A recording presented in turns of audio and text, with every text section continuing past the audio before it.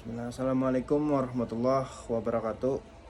Perkenalkan Bapak, nama saya Firjar Fandaus dengan NIM 2502111160. Saya akan mempresentasikan materi yang berjudul pengaruh motivasi kerja terhadap kinerja karyawan. Pada presentasi ini saya akan membahas apa itu motivasi kerja, teori-teori motivasi, faktor yang memengaruhi motivasi, indikator kinerja karyawan, contoh penerapan di perusahaan, strategi meningkatkan motivasi, serta tantangan yang dihadapi, dan kesimpulan. Oke. Next, di slide kedua, mengapa motivasi itu penting? Pertama, mengapa motivasi itu penting? Motivasi itu merupakan dorongan yang membuat seseorang mau bekerja dengan lebih baik. Karyawan yang memiliki motivasi tinggi biasanya bekerja lebih semangat, lebih bertanggung jawab, dan tidak mudah menyerah ketika menghadapi masalah. Di slide disebutkan ada 3 manfaat utama motivasi. Yang pertama, produktivitas naik. Karyawan termotivasi menghasilkan output lebih tinggi dengan kualitas lebih baik, yang artinya hasil kerja menjadi lebih banyak dan kualitasnya juga lebih baik. Yang kedua, ada retensi meningkat. Motivasi yang baik mengurangi angka turnover dan biaya rekrutmen. Maksudnya karyawan lebih betah bekerja sehingga perusahaan tidak sering kehilangan pegawai. Terus yang ketiga, ada inovasi tumbuh. Lingkungan yang memotivasi mendorong kreativitas dan solusi baru. Mungkin maksudnya karyawan yang termotivasi biasanya berani memberikan ide-ide baru untuk kemajuan perusahaan. Sebagai contohnya, seorang kasir yang diberi penghargaan sebagai karyawan terbaik setiap bulan akan lebih semangat melayani pelanggan sehingga pelayanan menjadi lebih baik. Next, selanjutnya ada definisi motivasi kerja. Motivasi kerja adalah kekuatan pendorong yang menggerakkan individu untuk berperilaku tertentu demi mencapai tujuan organisasi maupun pribadi. Motivasi bekerja melalui 2 jalur utama. Motivasi kerja adalah dorongan yang membuat seseorang mau melakukan pekerjaan untuk mencapai tujuan pribadi maupun tujuan perusahaan. Motivasi di sini dibagi menjadi 2. Pertama, ada motivasi intrinsik, dorongan dari dalam diri. Yaitu motivasi yang berasal dari dalam diri seseorang. Misalnya nih, seseorang bekerja karena memang menyukai pekerjaannya, atau dia merasa bangga ketika berhasil menyelesaikan tugas. Yang kedua, ada motivasi ekstrinsik, dorongan dari luar, gaji, promosi, pengakuan, dan insentif material. Yaitu yang contohnya kayak motivasi yang berasal dari luar, seperti termotivasi karena gaji, bonus, atau diberi motivasi kayak disuruh, misalnya ada promosi jabatan ke lebih tinggi lagi, jabatannya lebih naik, atau penghargaan dari perusahaan. Misalnya nih, ada seorang guru mengajar karena senang berbagi ilmu, termasuk motivasi intrinsik. Sedangkan guru yang berusaha mendapatkan tunjangan kinerja itu termasuk motivasi ekstrinsik. Oke, selanjutnya ada slide 4, teori motivasi. Di slide teori motivasi yang relevan. Para ahli telah merumuskan kerangka pemahaman tentang apa yang mendorong manusia untuk bekerja lebih baik. Yang pertama, ada teori hierarki kebutuhan Maslow.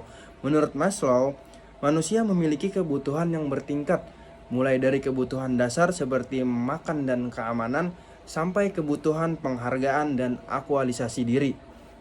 Jika kebutuhan dasar belum terpenuhi, maka seseorang akan sulit termotivasi untuk mencapai kebutuhan yang lebih tinggi. Yang kedua, ada teori faktor Herzberg. Menurut Herzberg, ada 2 kelompok faktor. Faktor yang pertama disebut faktor Hackness, seperti gaji dan lingkungan kerja. Faktor ini mencegah ketidakpuasan, sedangkan faktor kedua adalah motivasi seperti prestasi, tanggung jawab, dan pengakuan yang membuat seseorang semakin bersemangat bekerja. Yang ketiga ada teori keadilan Adams. Teori ini karyawan membandingkan rasio input-output mereka dengan orang lain. Ketidakadilan yang dirasakan menurunkan motivasi secara signifikan. Oke, next. Selanjutnya ada faktor-faktor yang mempengaruhi motivasi karyawan. Motivasi dipengaruhi oleh beberapa faktor. Di sini ada yang pertama adalah kompensasi atau gaji yang adil. Kedua, lingkungan kerja yang nyaman dan aman. Ketiga, adanya kesempatan untuk mengembangkan karir. Keempat, gaya kepemimpinan yang mendukung karyawan. Kelima, adanya penghargaan atas prestasi kerja. Dan yang terakhir adalah keseimbangan antara pekerja dan kehidupan pribadi yang work-life balance. Sebagai contoh, perusahaan yang memberikan pelatihan, bonus, dan jadwal kerja yang tidak terlalu membebani biasanya memiliki karyawan yang lebih termotivasi. Oke, next. Selanjutnya ada indikator kinerja karyawan. Bagaimana kita mengukurnya? Untuk mengetahui apakah motivasi berdampak pada kinerja, perusahaan menggunakan beberapa indikator. Yang pertama adalah kualitas dan kuantitas hasil kerja. Kesesuaian hasil kerja dengan standar dan target yang ditetapkan oleh organisasi. Yang kedua ada ketepatan waktu, kemampuan menyelesaikan tugas sesuai deadline tanpa pengawasan berlebih. Yang ketiga ada kerjasama tim, kontribusi aktif dalam kolaborasi dan dukungan kepada rekan kerja. Yang terakhir ada inisiatif dan kreativitas. Next, selanjutnya studi kasus perusahaan dengan motivasi tinggi. Pada slide ini terdapat contoh perusahaan yang meningkatkan motivasi karyawannya. Misalnya Google memberikan kesempatan kepada karyawan menggunakan sekitar 20% waktu kerja untuk mengembangkan ide pribadi. Dari kebijakan tersebut lahir produk seperti Gmail dan Google Notes. Dan ada lagi sebagai contoh PT Astra Internasional.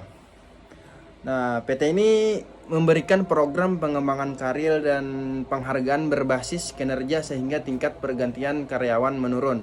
Hal ini membuktikan bahwa investasi dalam meningkatkan motivasi dapat memberikan manfaat bagi perusahaan maupun karyawan. Next, strategi. Dan selanjutnya ada strategi meningkatkan motivasi kerja. Untuk meningkatkan motivasi, perusahaan perlu melakukan beberapa langkah. Yang pertama, melakukan asesmen atau mengetahui kebutuhan karyawan. Yang kedua ada merancang program motivasi yang sesuai. Yang ketiga ada implementasi, melaksanakan program tersebut. Selesai dirancang lalu kita akan melakukan program tersebut. Dan terakhir melakukan evaluasi apakah program tersebut berhasil atau tidak. Setelah kita melakukan program tersebut sudah selesai dilaksanakan, kita akan melakukan yang namanya evaluasi. Apakah program tersebut berhasil atau tidak. Namun dalam pelaksanaan tersebut ada beberapa tantangan. Misalnya perbedaan karakter antar generasi sama keterbatasan anggaran perusahaan dan kepemimpinan yang kurang konsisten. Karena itu perusahaan harus mampu menyesuaikan strategi motivasi dengan organisasi dan kebutuhan setiap karyawan. Oke, yang terakhir kesimpulan. Sebagai kesimpulan, motivasi kerja memiliki pengaruh yang sangat besar terhadap kinerja karyawan. Di slide ada kesimpulan dan rekomendasi. Yang pertama ada kenali tim Anda. Lakukan asesmen motivasi secara berkala untuk memahami kebutuhan unik setiap karyawan.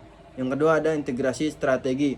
Padukan motivasi intrinsik dan ekstrinsik dalam satu sistem manajemen kinerja yang kohesif. Yang terakhir ukur dan iterasi. Gunakan indikator kerja yang jelas dan evaluasi program motivasi secara konsisten. Inti pesan, motivasi bukan program sekali jalan Ia adalah budaya organisasi yang harus terus dipupuk, diukur, dan diperbaiki demi kinerja karyawan yang unggul. Ya, sekian presentasi dari Bapak.